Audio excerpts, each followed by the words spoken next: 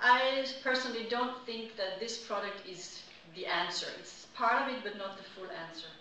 And I think they realized it themselves. I just saw the other day they have now put together funds for hiring professional journalists to do real reporting. So they might have realized that in addition to the citizens journalists, they need some of what the professionals can actually provide.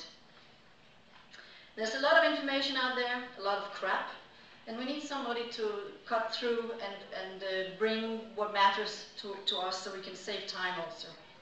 In the EU Observer, I'm sure we could publish 100 news every day. There's enough to go for. But we really strive to just put 10 news stories out, because we know that people don't have time to read 100 articles. So we take the 10 that matters. And that's the sort of the idea with our media. It must be in this way that if you read the EU Observer, you can be quite sure that nothing has happened in Europe today that you should know of, that you don't know of. I once got an email from a Bulgarian. He wrote to me, "Dear EU Observer, thank you for making my life so much easier." And that was a nice email, and I said, I wrote him back and said, "Would you kindly explain to me why we made your life so much easier?" And he said, "Well, you know, I'm working for the army, and my general wants me to report every day what's happening in Europe, and you know, you simply do it for me. You made my life so much easier." I said, "Well, that's nice." The problem is he doesn't pay for that service. I mean, he gets his salary, but he doesn't pay us to do the service. I also had a reader who complained over Easter, very angry, saying, "Why is the site not updated from beginning, end of, you know, more than 5 days?" And he was really angry, and I had to write back to him and say, "Well, dear sir, if you're so unhappy, why don't you claim your money back?" He doesn't pay. And some has to pay, of course, and I don't know how we're going to make that work. That's one of the issues we should also discuss in the coming days, to find the business models.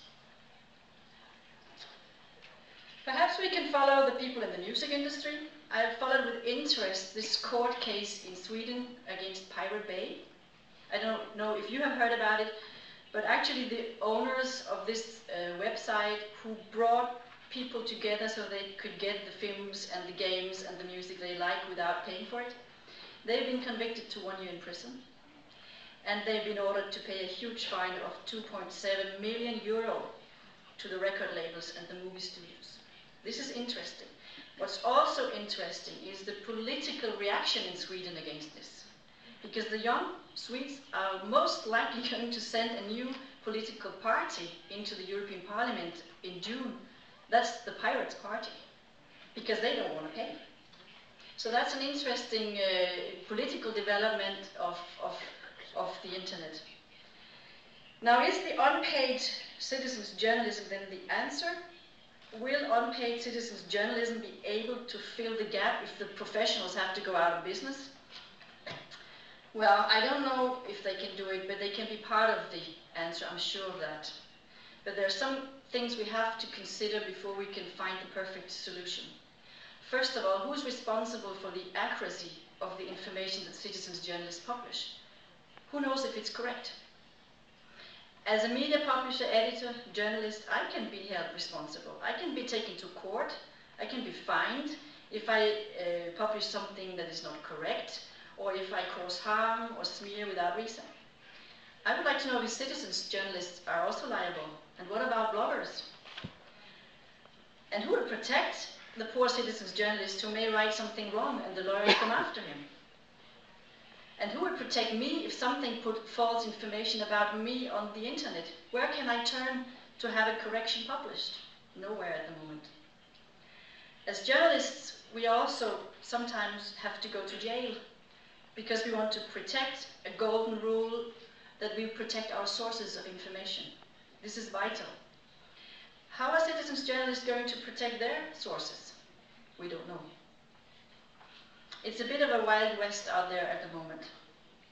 And I think any citizens reporter should really think these things over before writing a story that really bites.